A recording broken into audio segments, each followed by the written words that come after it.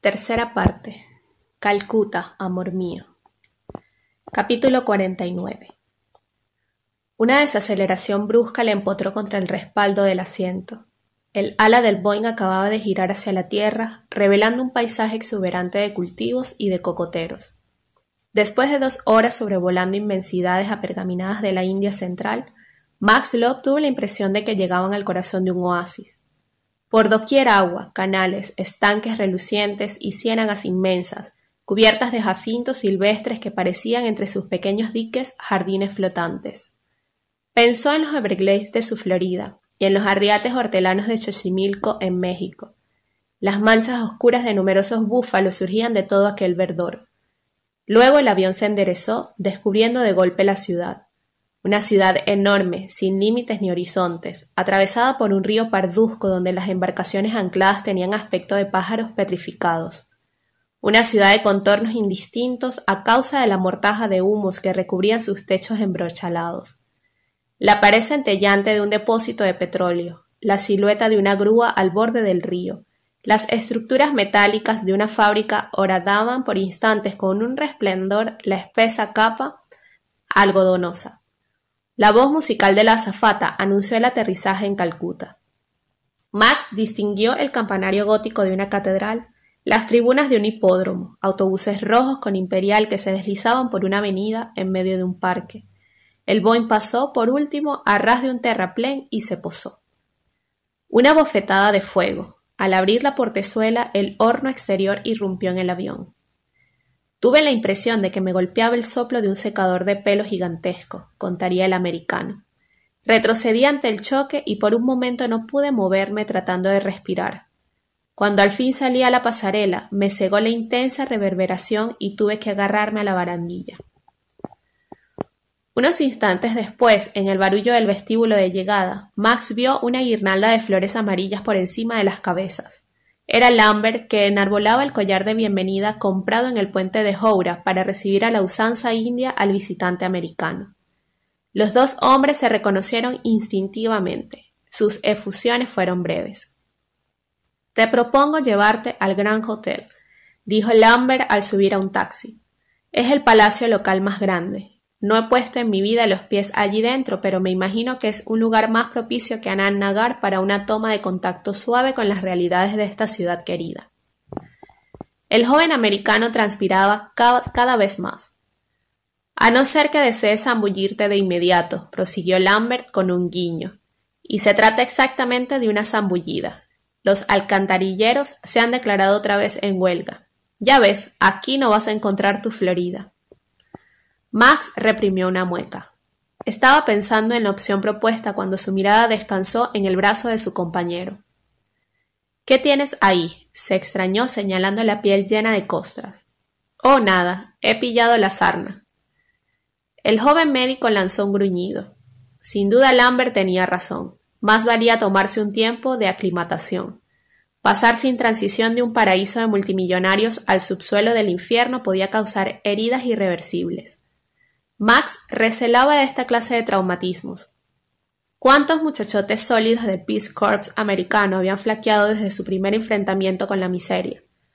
Habían tenido que ser evacuados urgentemente. Sí, era preferible adaptarse poco a poco en el confort de una habitación climatizada, con ayuda de generosos tragos de whisky y algunos sabrosos puros Montecristo. Al fin y al cabo, no había ninguna prisa. Al cabo de un momento, sin embargo, Max se volvió bruscamente hacia su acompañante. «Prefiero ir contigo a Anand Nagar», anunció. 1 hora más tarde, los 2 amigos estaban sentados cara a cara ante una mesa, bajo la luz chisporroteante de uno de los bistros de la barriada de chabolas. Un ventilador a plena marcha removía un aire tórrido cargado de tufos de fritanga. «¿Ragú de búfalo?», se inquietó el americano a la vista de la extraña mezcla que uno de los jóvenes camareros había depositado ante él. «No es ragú», le corrigió el francés probando golosamente de su plato. «Simplemente salsa. No hay un gramo de basofia ahí. Pero está guisado de tal manera con los huesos, la corteza de tocino, el tuétano, la gelatina, que tiene cantidad de proteínas. Es como si te zampases un entrecote de charolais. Y por 30 paisa, 2 centavos. No pensarías que te iban a servir un pato, ¿no? Max hizo un mohín que expresaba elocuentemente su repugnancia. Y piensa que hemos tenido la increíble suerte de haber encontrado una mesa, continuó Lambert, deseoso de presentar a una luz favorable su barriada. Es el Maxims de la zona. El símil consiguió animar al americano, que seguía examinando con circunspección el contenido del plato, la mugre del decorado y la clientela. Una veintena de clientes comían en medio de grandes gritos. Todos eran obreros de fábricas sin familia o trabajadores de talleres condenados a vivir cerca de sus máquinas a causa de los cortes de corriente. El establecimiento pertenecía a un musulmán gordo y calvo llamado Nasser, que dominaba la situación junto a su caldero humeante como un Buda envuelto en incienso. Nasser era el responsable de la célula local del Partido Comunista Marxista.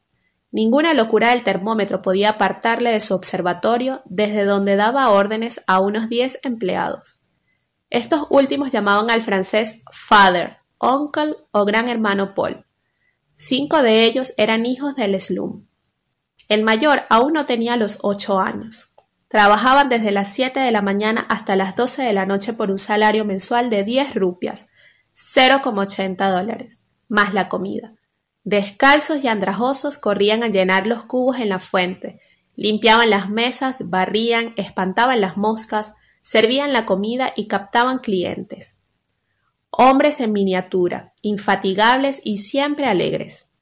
Otros 3, cuya misión era pelar hortalizas, eran retrasados mentales. El gordo Nasser los había recogido con unos meses de intervalo cuando mendigaban en la Grand Trunk Road, en medio de los camiones que todos los días estaban a punto de atropellarles. Vivían allí mismo y dormían en una especie de gallinero que su amo les había fabricado con unas tablas colgadas de los bambúes del techo. Para lavar los platos había un ciego y un tuerto. El ciego tenía una barbita blanca y se pasaba todo el día cantando suras del Corán. Lambert no pasaba nunca ante el restaurante sin ir a decirle unas palabras. Lo mismo que Surya, el viejo hindú de la tea shop, aquel hombre tenía el don de recargar mis baterías. Esparcía ondas benéficas. ¿Cómo hacer captar en pocas horas todos esos matices a un norteamericano que desembarcaba de otro planeta? Lambert sabía por experiencia que la ciudad de la alegría era un lugar que tenía que descubrirse a dosis homeopáticas y que sobre todo tenía que merecerse. Sería largo y difícil. Pero aquella primera noche iba a suceder algo excepcional que precipitaría las cosas, proyectando a Max Love en el mismo corazón del ambiente. El francés hacía desgustar el postre a su compañero, un trozo de barfi, el delicioso nougat bengalí que se come en su delgada hoja de papel de estaño, cuando irrumpió un hombrecillo. Se precipitó hacia Lambert, se arrojó a sus pies y le habló en bengalí uniendo las manos en un ademán de súplica. Parecía tener mucha prisa, estaba muy nervioso, y Max Love observó que le faltaban varias falanges en ambas manos. ¿Entiendes algo de obstetricia?, preguntó Lambert levantándose. El norteamericano se encogió de hombros. Lo que se aprende en la facultad, es decir, no es gran cosa.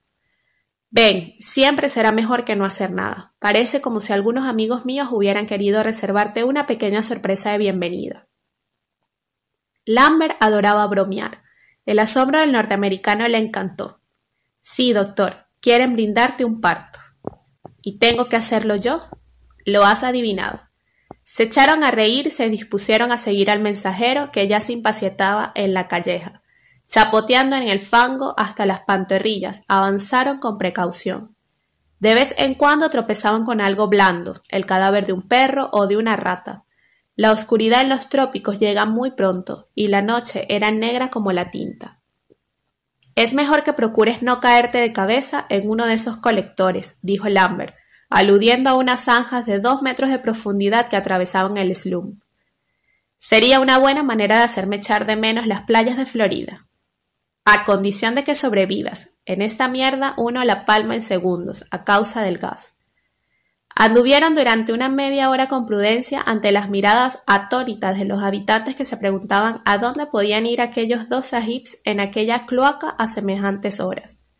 ¡Agacha la cabeza! El aviso impidió que el norteamericano se abriera el cráneo con una gruesa viga de bambú. Aquí tendrás que acostumbrarte a doblarte en dos. Ya verás, es estupendo para la humildad.